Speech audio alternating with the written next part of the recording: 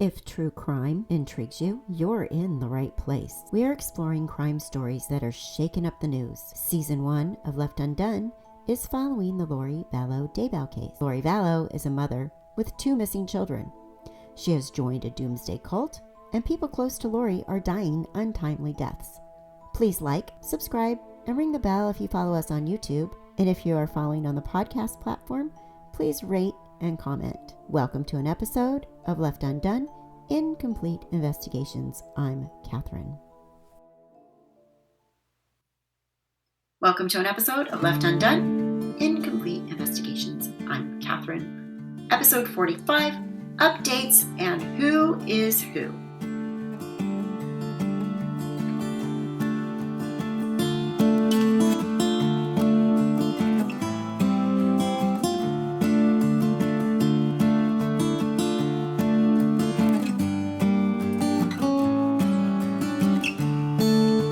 This episode is all about the most recent updates, which there are only a couple, and then I am going to go through the entire cast of characters for anyone that would like to know who is who in this whole crazy story. So we're going to go over the updates first. There's only a couple, and then I'm going to go over the characters with you because people have requested to know who's who in the story because there's so many people.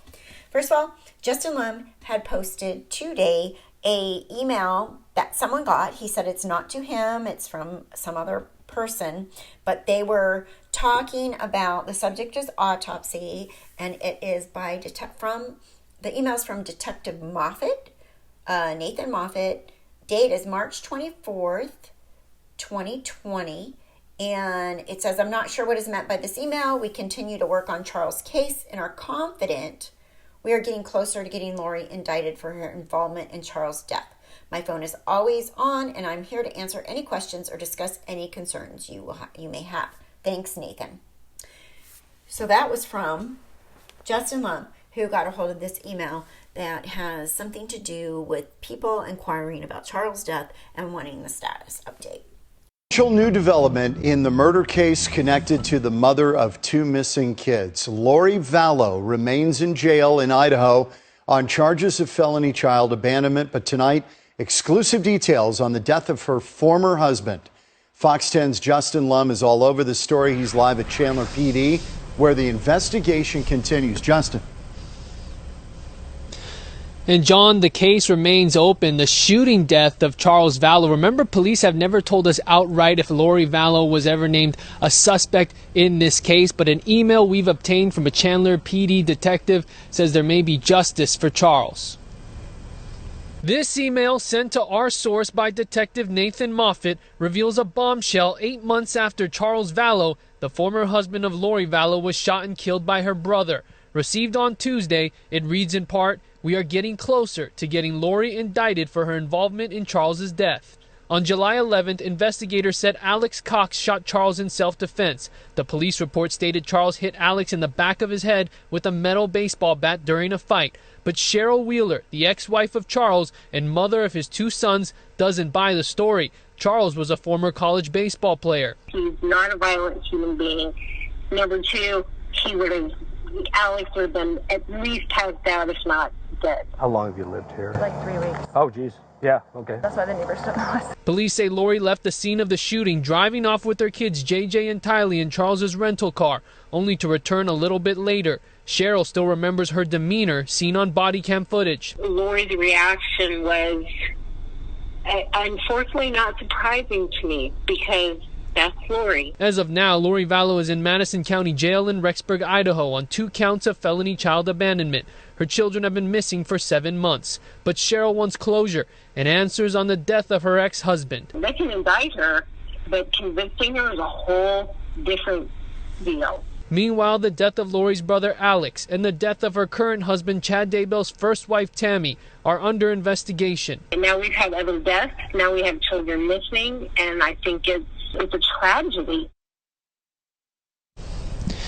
And here's a response I got from a Chandler PD spokesperson. Sergeant Jason McClyman says, quote, "I don't want to speculate on the content of the email as I'm not familiar with it and am unable to speak with Detective Moffitt. That being said, upon conclusion of any criminal investigation, the case is sent to a prosecuting agency for review and criminal charging. Quite often, the officer or detective will work with the prosecuting agency when this occurs." Chandler PD also tells me at this time there's no plan for detectives to travel to Rexburg, Idaho to question Lori Vallow, who is in jail, and there is no plan to question her about the death of her former husband, Charles.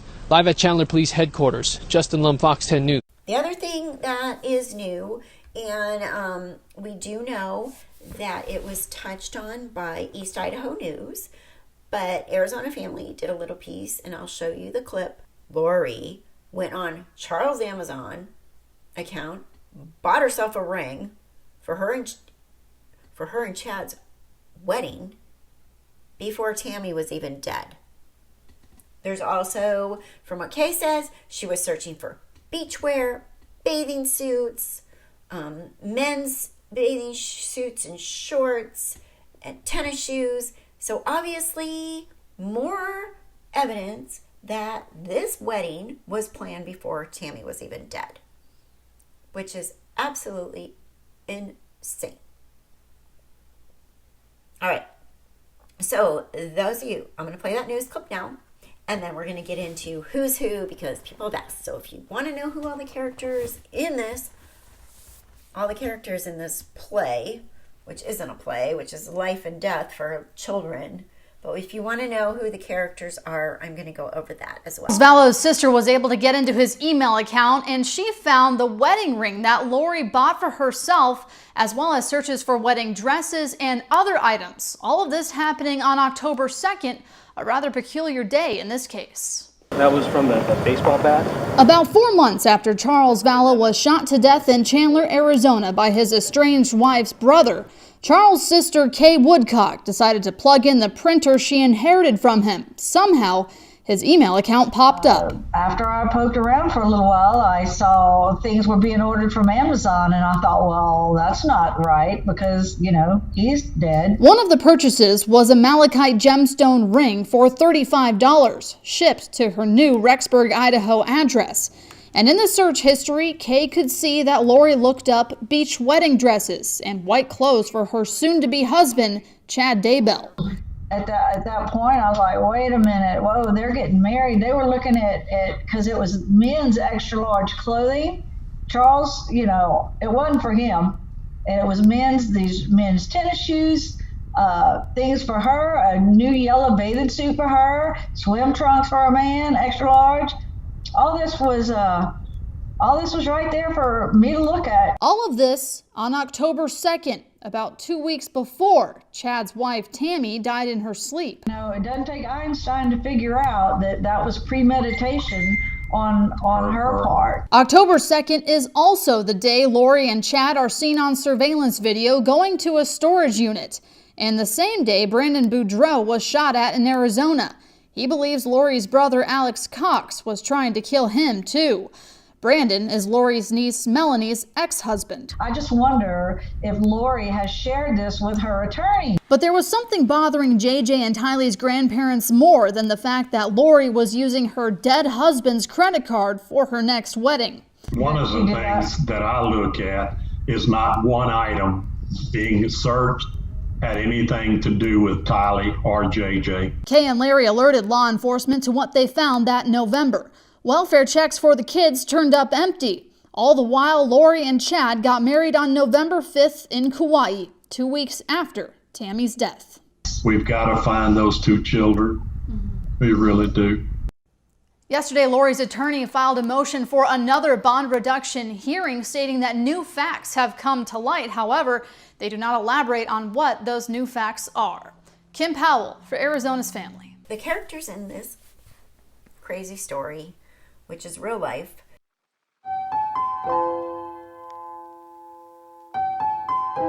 Lori Vallow was married right after high school to a man named Nelson. Their marriage was annulled from what I have been able to find.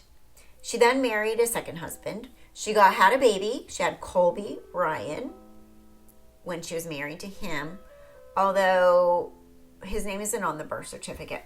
Later, they divorced, and she married Joe Ryan. Joe Ryan and her had Tylee Ryan. Joe Ryan adopted Colby. Eventually, Joe and Lori divorced, and Lori married Charles Vallow. Charles Vallow is her longest marriage. It was approximately 14 years. They adopted, before they divorced, when JJ was a baby, Joshua Vallow, they adopted him. Charles has a sister. Her name is Kay Vallow Woodcock, and her husband is Larry Woodcock. Kay's son is the father to JJ biologically, and the mother and the father were not able to raise him. Charles and Lori decided to go ahead and adopt JJ, Joshua Vallow, and raise him, which makes perfect sense. They had a family, they had a young daughter, they had Colby. It would have made a really good situation for JJ to be raised in, a mom, a dad, and siblings. So they raised him until he was 7 years old. Kay is biologically JJ's grandmother, so she's always kept the role of grandmother. And her husband, Larry, and her have been extremely close to JJ. JJ is 7 years old, and he has autism. JJ had a service dog named Bailey. Lori went to Preparing a People conference back in September of 2018. And allegedly, this is when she met Chad Daybell. Chad Daybell is an author. He was married to Tammy Daybell, and they have 5 children who are adults at this point. Lori had told people she was infatuated. She loved his books, all his writings. Lori was acting crazy. There's a lot of stuff in the documents that Charles had submitted, and even said, if anything happens to me, Lori and Alex did it. So Charles was afraid for his life. July of 2019, Charles was living in Texas. Him and Lori are separated. Lori was living in Arizona. He rented a house for her in Arizona. Her brother, Alex Cox, came to spend the night. Lori has siblings. She has Alex Cox, Adam Cox, Summer, and she has a sister that has passed away. That's name is Stacy. Alex and Lori appear to be very close, and Alex seems to do a lot of Lori's dirty work. Alex was actually arrested and prosecuted for threatening and hurting and attacking Lori's husband, Joe Ryan, back in 2008. Lori also has an attorney that died in 2008 that was her bankruptcy attorney. And she had mentioned to people that she had no remorse because she owed him money. Untimely death. In 2018, untimely death, Joseph Ryan, Lori's ex-husband, dies. Was ruled a heart attack, but I don't believe there was a complete autopsy done. And no one knows. It took, I believe, a week for his body to be found. There's also some speculation that Lori was involved in that, especially now. Lori and Alex both live in Arizona. Charles and Lori are separated, right? So now we're back up to July of 2019, this past July. Charles comes to pick up JJ to take him to school. He flies in from Texas, stays in a hotel, rents a car, and comes to the house to pick up JJ. Alex, Lori's brother, was there spending the night because they were going to go do something fun together. If you want to see the whole police video and the camera, the police camera and everything like that, you can go back to episode 1 and 2 here, my parts 1 and 2. So Lori was there when Charles came to pick up JJ, and apparently Lori took Charles' phone.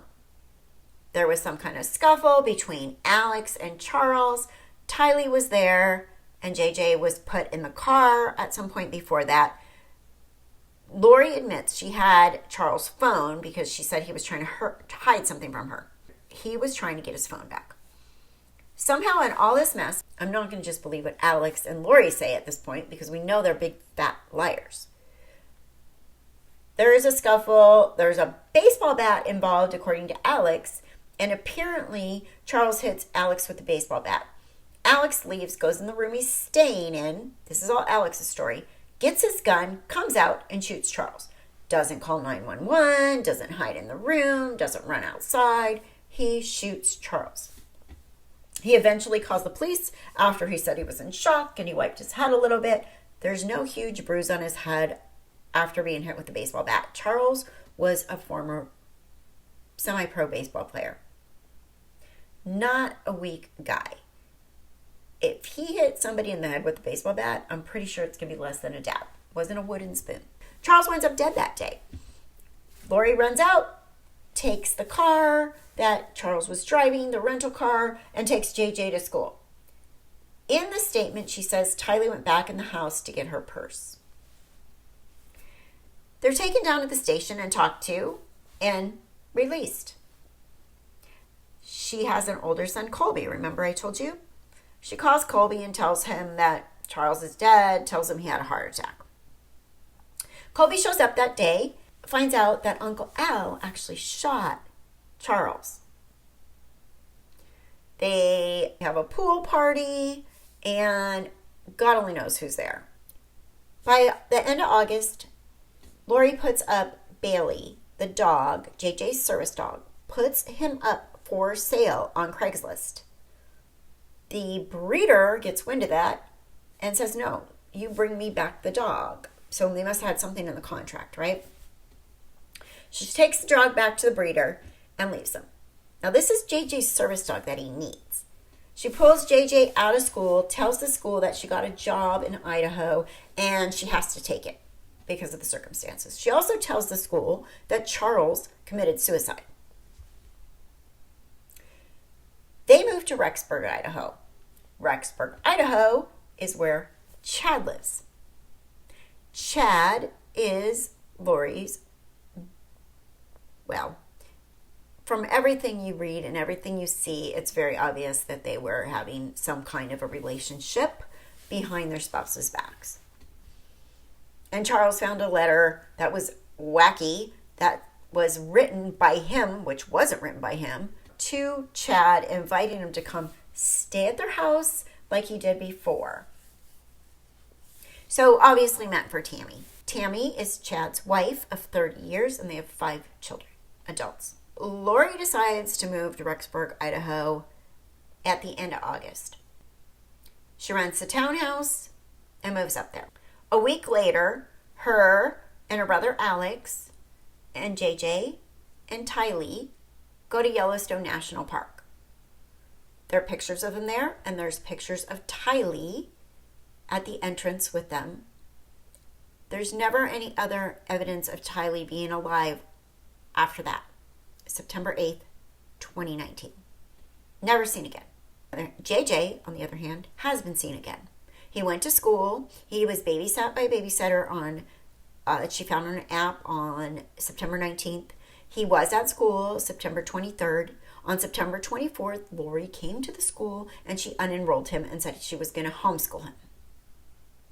That was the last time JJ was seen by anybody. There's no other accounts of him. On October 1st, Lori rents a storage unit. She goes there, she opens it, she rents it. On October 2nd, there's enhanced video that we've now come to believe is Chad, Daybell, and Lori in this storage unit in Rexburg. They bring in a tire and a backseat of a car. That's October 2nd. Also on October 2nd, I'm going to introduce 2 more characters to you. Lori has a niece. Her name is Melanie. Melanie has an ex-husband named Brandon. Melanie's ex-husband, Brandon, gets shot at out of the back of a Jeep with a gun with a silencer on it. That Jeep is registered to Charles Vallow. Allegedly, it's the car that Tylee drives. Now, they're all up in Idaho, but the Jeep is still down there. Lori's son is still in Arizona. He says he didn't know where they moved to.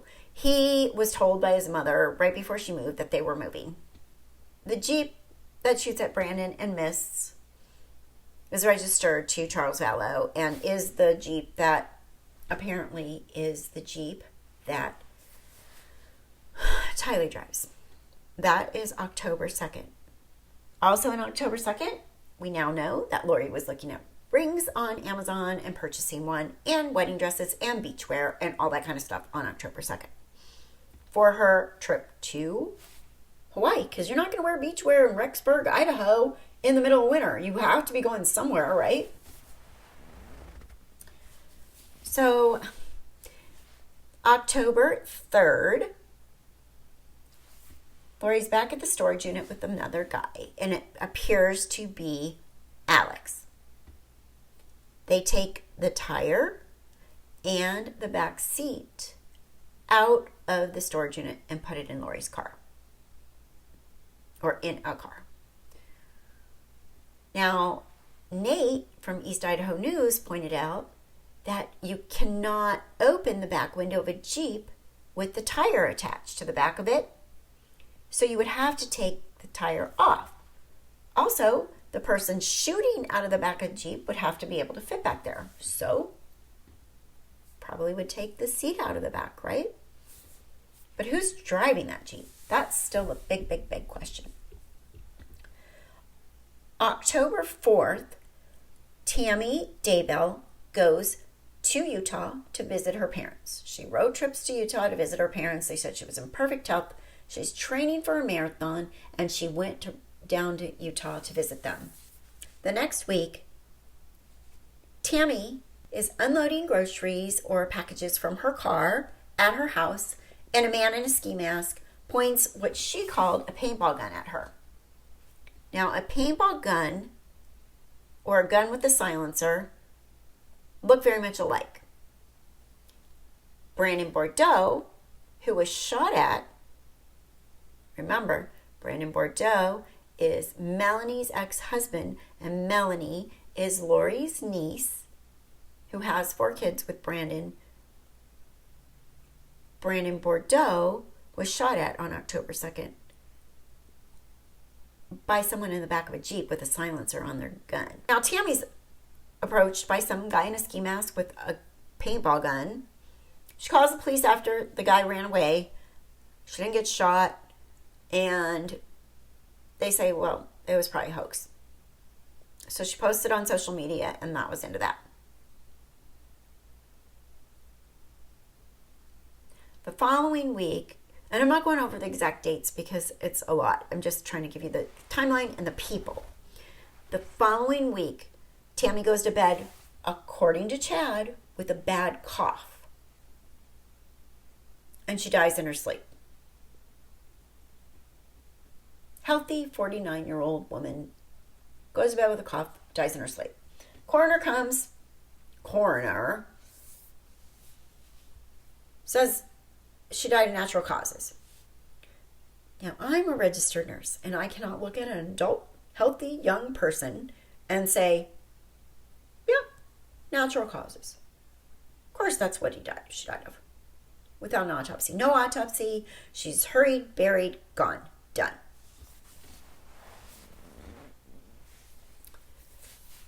October 31st, there's plane tickets for Melanie Niece and Alex to go to Arizona again. Brandon Bordeaux had hired a private investigator who caught them packing up a U-Haul and booking it back to Idaho. Melanie told Brandon, I'm moving to Idaho. You can have the kids. I don't know. You want them? I don't know. Whatever. And he was like, wait, what? Brandon's like, okay, now I have my kids. And then, he got shot at after that. So they book it back. By the end of November 26th, Kay Woodcock is starting to get a little bit worried. She's not been able to talk to her grandson. She usually would be Skyping with him or talking FaceTime or whatever they do to communicate, and she hasn't heard from him, and nobody's replying to her. She asks for a welfare check. On November 26th, they come out to do a welfare check, and they are told that JJ is with Melanie Gibb in Arizona. Melanie Gibb is a friend of Lori's who she met when she was doing this Warrior Up podcast with Jason Mao. Jason Mao used to work for the Phoenix and the Chandler Police Department and is part of this group of people that are preppers, but they are in this group which are more extreme. They are not LDS. They're not mainstream. They're thinking their ideology is not in line with the LDS church. So Chad and Lori both call Melanie Gibb, who's in Arizona, and they say, "Can you please lie to the police and tell them you have JJ?" The police approach Melanie Gibb in Arizona, and she doesn't lie. They come back with a search warrant on the next day. Chad, Lori, everybody's gone. They're all gone. Nowhere to be found. In the next 2 days, Alex, Melanie get married to two different people. Alex marries a woman named Zulema Pastinas, and Melanie marries Ian Pulowski. There's documents from Ian that are showing up in court that we just went over in like 2 videos ago about this whole crazy nonsense, doomsday, cult, weird, insane thought process. Again, if you want to know, go back to 11 or 12. I call it the zombie letter, but it is a letter where Melanie Gibb is the source. She tells what she was told by Lori, which is Charles has become a zombie, Kay has become a zombie, Tylee has become a zombie. What I was explained is not actual zombies, like we think of zombies, like Walking Dead zombies. It is considered a zombie, meaning evil spirits have taken over this person, so they need to be taken out. Because they are not them anymore. The evil spirits have them. So what's concerning is she said that Tylee was one of these people. She said Charles was one of these zombies, and he's dead. Everybody she named that's a zombie is dead. And Kay's alive, but Tylee's missing. Ian and Melanie marry two people. They're in Las Vegas. Ian marries Melanie. Ian Pulowski marries Melanie Boudreau. And Alex marries Zulema Pastinas. She's part of their group. I don't know. We don't know much about Zulema. Apparently she's a life coach. She's a cuddler. We don't know. Well, 2 weeks after they get married, there's a 911 call in Arizona. And there's a young man named Joseph Lopez who is calling 911 because Alex is on the floor, foaming out the mouth, losing his bowels, and dying, gasping for air.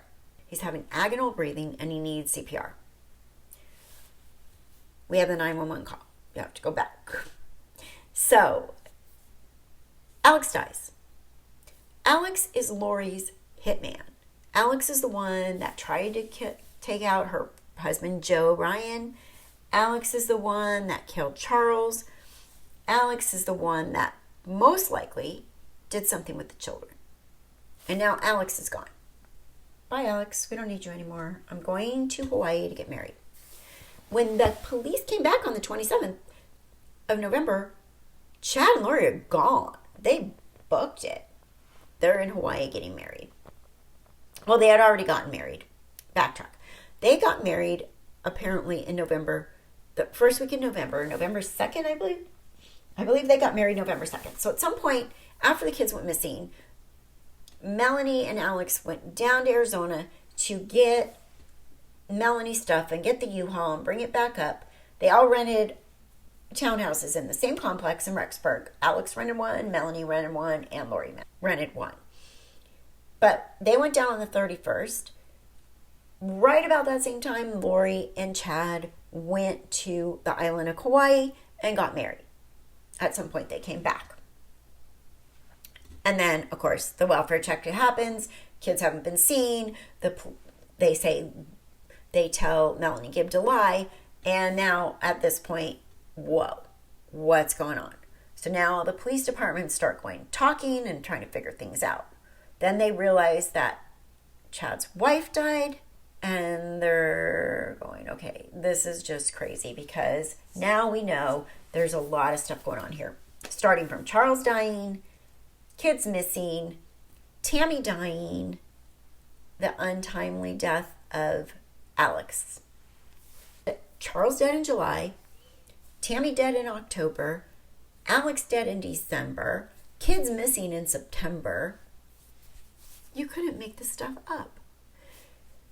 So then Lori and Chad are living it up on the island of Kauai, living in Princeville, which is a very expensive area of the island, and they are having a great time. There's a search warrant. Lori gets pulled over by the police department there. They search her car.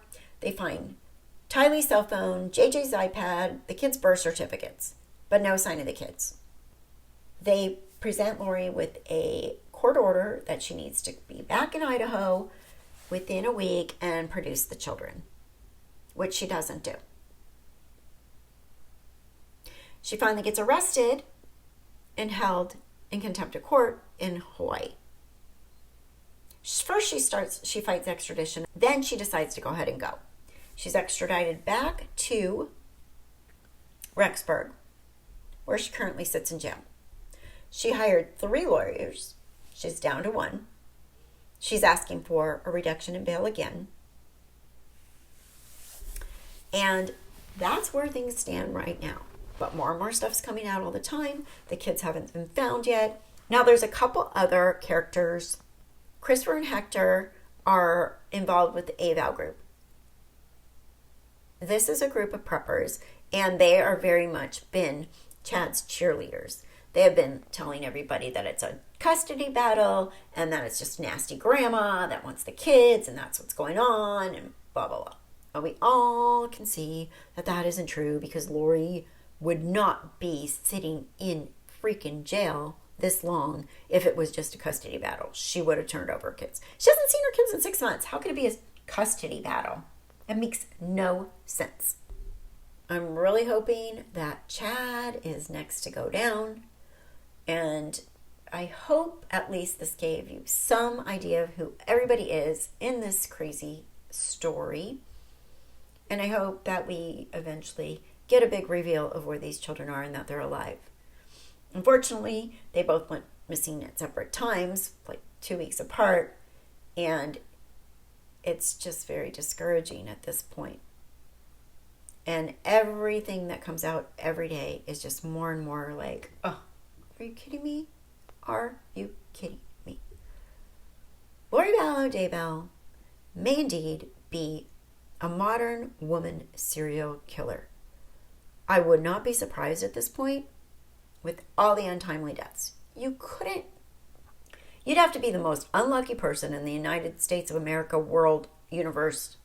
I mean, she does say she goes to, they're from different planets and stuff, but you'd have to be the most unlucky world. You'd have to be the most unlucky person in all the planets in the solar system and other solar systems if you go there too, if you're Lori Vallow Daybell, because that doesn't happen. No, you don't have people dropping like flies all around you while you plan a wedding to a married man and then his wife dies and then you marry him. Come on, right?